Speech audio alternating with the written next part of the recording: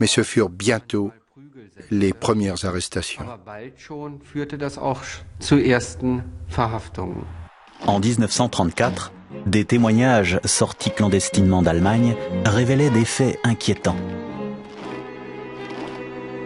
On signale environ 4000 perquisitions, 1000 personnes arrêtées, dont 400 envoyées dans des camps de concentration. On rapporte à peu près 200 cas de mauvais traitement. Avec les coups, venait cette question: croyez-vous toujours en Jéhovah ? Ces intimidations ne touchaient pas seulement la vie religieuse des témoins, mais aussi leurs moyens d'existence.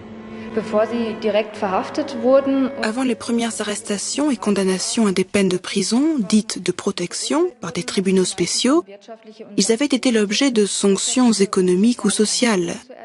Perte de leur emploi, boycottage de leur commerce, confiscation de leur pension ou de leur indemnité de chômage. Une lettre typique de licenciement disait: en raison de votre refus de faire le salut allemand, votre contrat de travail est annulé. Oui, j'ai perdu mon emploi. Alors nous avions beaucoup de temps pour prêcher. Les enfants furent entraînés dans la bataille. Paul Gerhard Cussereau, âgé de 6 ans, comme bien d'autres enfants de témoins, subit les pressions des écoliers et des enseignants. À l'école, le directeur et les écoliers me harcelaient, cherchant à me faire dire « Heil Hitler », à me faire saluer le drapeau et chanter des chants nazis.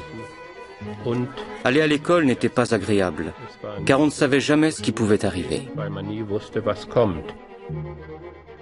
Plus de 800 enfants ont été enlevés à leurs parents témoins par la Gestapo.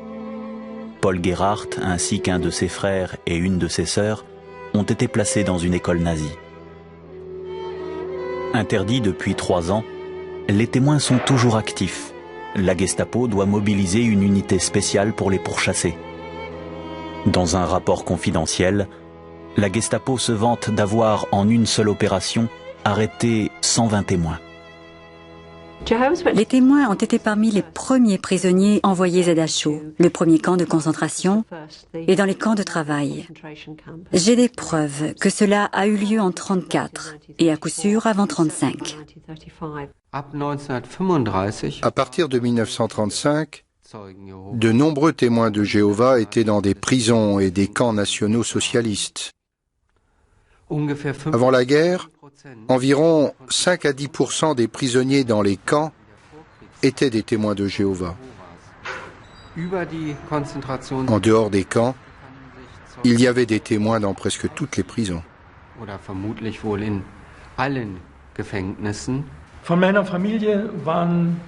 6 membres de ma famille sur 8 étaient en prison. 4 fils, une fille et ma mère. Nous totalisons ensemble 43 ans de détention.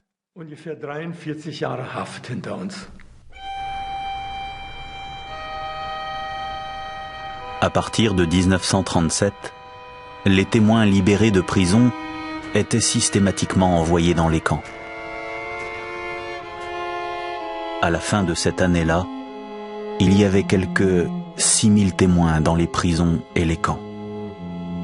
À partir de 1937, on donna aux témoins un triangle violet comme signe distinctif. C'était le seul groupe religieux qui constituait une catégorie de prisonniers distincte des autres. Et ce triangle était relativement gros, si bien qu'on pouvait le voir d'assez loin, comme la couleur qui distinguait cette catégorie de prisonniers. Chaque fois que je voyais une prisonnière avec un triangle violet, je me disais, à coup sûr, c'est une sœur, c'est un témoin de Jéhovah. Les témoins de Jéhovah étaient l'objet d'un traitement particulièrement cruel de la part des SS, parce qu'ils résistaient, parce que dans leur attitude, ils se montraient très résistants.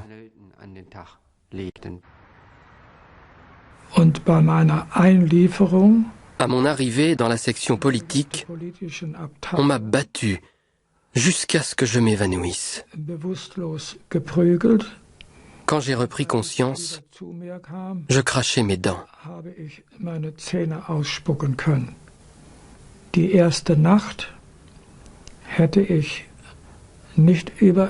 Je n'aurais pas survécu cette première nuit si frère Erich Nikolaïtsek, qui était couché à côté de moi, ne m'avait pas pris dans ses bras pour me réchauffer avec son corps.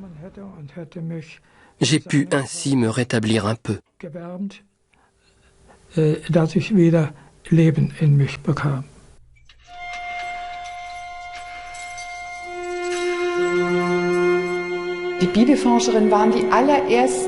Les étudiantes de la Bible ont été les premières femmes à venir ici d'autres camps, comme Moringen am Solling ou Lichtenburg, près de Torgau.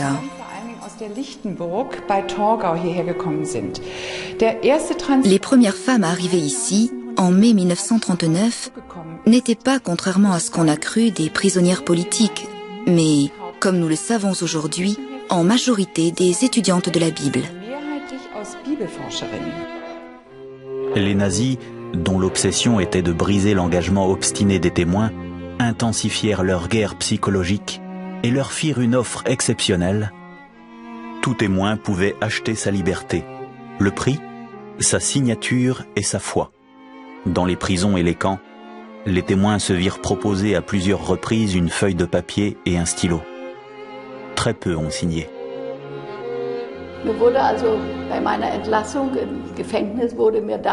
Alors que j'étais sur le point d'être relâchée, on m'a donné un papier à signer. Je devais renoncer à ma foi et reconnaître le gouvernement allemand comme l'autorité suprême, me soumettre au gouvernement d'Hitler et reconnaître la Bible comme une fausse doctrine. J'ai dit, c'est hors de question. Madame Geneviève de Gaulle, nièce du général de Gaulle, a été internée par les nazis en 1944. À Ravensbrück, elle rencontrait des femmes témoins de Jéhovah. Lorsqu'elle est arrivée dans le camp, de nombreuses femmes témoins de Jéhovah y étaient depuis 10 ans. Ce que j'admirais beaucoup en elle, c'est que elle pouvait du jour au lendemain sortir en signant une renonciation à leur foi. En somme, ces femmes, qui apparemment étaient si faibles et si épuisées aussi, elles étaient plus fortes que ces SS qui avaient pour eux le pouvoir, tous les moyens. Elles avaient leur force, c'était la force de leur volonté. Et ça, personne n'a pu l'abattre. De nombreux couples témoins de Jéhovah ont été séparés pendant des années, comme Heinrich et Ene Dickmann. Quand ils ont découvert qu'ils étaient tous deux à Ravensbrück, ils ont risqué leur vie juste pour se voir. Après Buchenwald, j'ai été interné dans le camp où se trouvait N. Et c'est là que j'ai pu revoir ma femme, 7 ans après.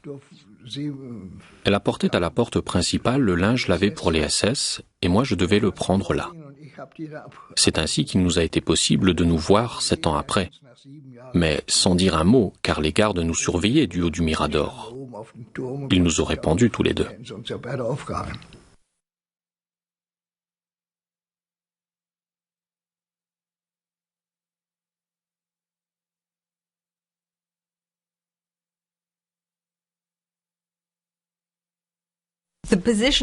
L'attitude adoptée par les témoins de Jéhovah est unique parmi les chrétiens. Parmi tous les chrétiens, quels qu'ils soient de l'Allemagne nazie, elle est unique. Les Allemands savaient qui étaient les témoins de Jéhovah, ils connaissaient leur position. En effet, dès le début, les témoins de Jéhovah et leurs publications ont dénoncé l'agression nazie.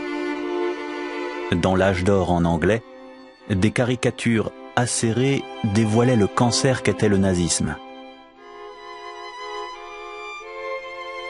En 1934, l'Âge d'Or a publié un article cinglant sur la répression des témoins de Jéhovah.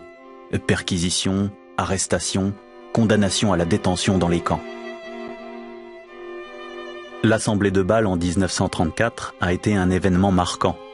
On a pris des dispositions pour que le 7 octobre, du monde entier, une protestation soit adressée à Hitler. Les témoins allemands se sont réunis en secret. Ce jour-là, À 9 heures du matin, tous les témoins de Jéhovah se rassemblèrent par petits groupes.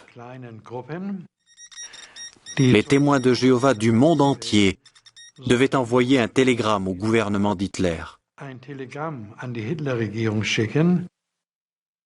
Les mauvais traitements que vous infligez aux témoins de Jéhovah révoltent tous les honnêtes gens et déshonorent le nom de Jéhovah. Cessez les persécutions contre les témoins de Jéhovah, sans quoi Dieu vous détruira, vous et votre parti. Hitler ne céda pas, mais il réagit. Au cours d'un témoignage sous serment, Karl Wittig, membre du gouvernement, décrivit la colère de Hitler. Il vociféra « Cette engeance sera exterminée en Allemagne ». Un flot continu de publications continuait de pénétrer en Allemagne.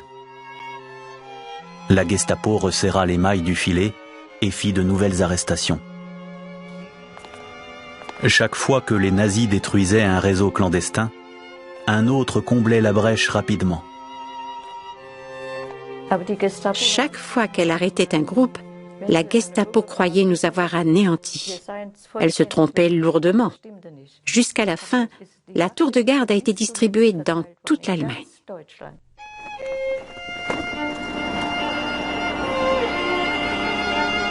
Les Jeux olympiques de 1936 ont lieu à Berlin.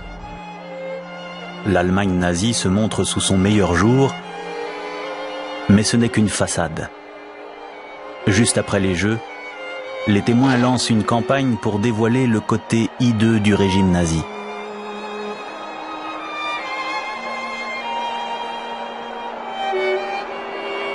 La persécution nazie est révélée dans une résolution adoptée à l'Assemblée de Lucerne en Suisse.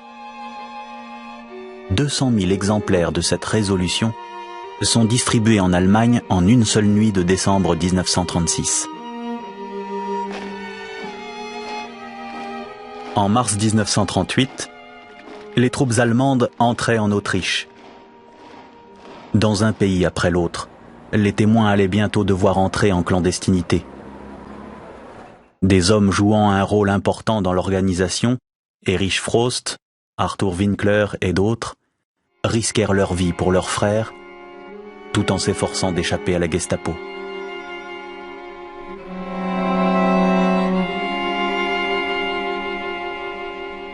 Dans la nuit, dans un petit appartement, nous fermions les fenêtres avec des couvertures, on mettait des étredons sur la table, on mettait les machines dans les étredons pour ne pas entendre le bruit, et c'est à cet endroit-là qu'on faisait et la traduction et la multiplication des tours de garde.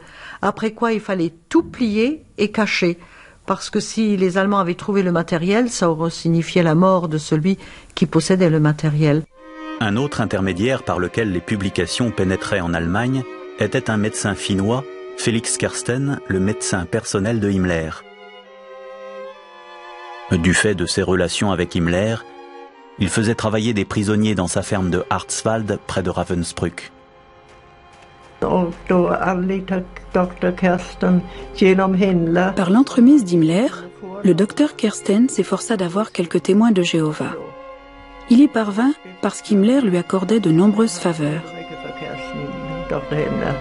Kersten emmena chez lui en Suède une prisonnière, Annie Gustafsson, qu'il employa comme servante. Là, elle recevait la tour de garde. Kersten proposa de transmettre secrètement les publications aux témoins de Harzwald. De Harzwald, les périodiques pénétraient ensuite dans les camps voisins de Sachsenhausen et de Ravensbrück.